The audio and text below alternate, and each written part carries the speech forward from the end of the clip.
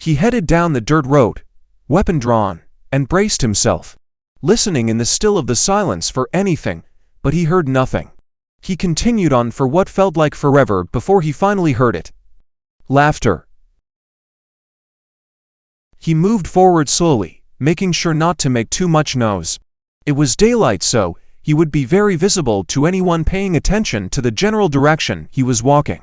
He finally saw the opening that led to the field. It was just up ahead.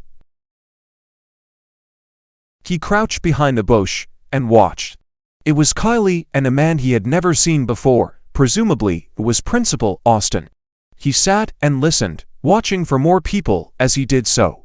He texted his backup to stand down until notified otherwise.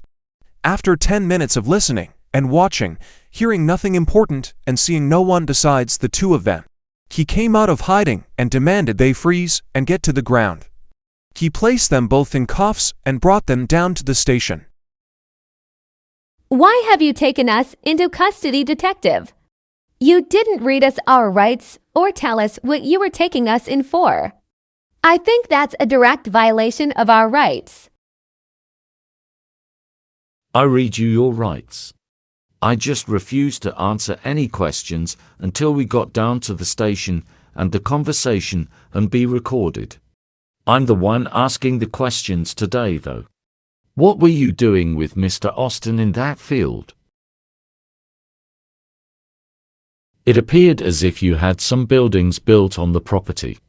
We're getting search warrants in place as we speak. You couldn't begin to understand what we are building in that field, and because it's private property, what we are doing is none of your concern. You can search wherever and whatever you want. We've done nothing illegal. Nothing illegal. A missing woman's car was being driven by you and was found on your property. The last place that vehicle was seen was in surveillance footage of a little 7-year-old girl being taken. I'd say that's pretty illegal. I bought the vehicle off a guy online for $250 an hour before I got home. I have no idea who the vehicle belonged to or what it was used for before it came into my possession. Right. And I'm sure you have nothing to do with the fact that not one, but both of your sons have now been abducted in the middle of the night and are missing. I believe in fate, Detective. So if Levi and Axel are missing, then they are wherever they're meant to be with whoever they're meant to be with. I'd like to leave unless I'm under arrest.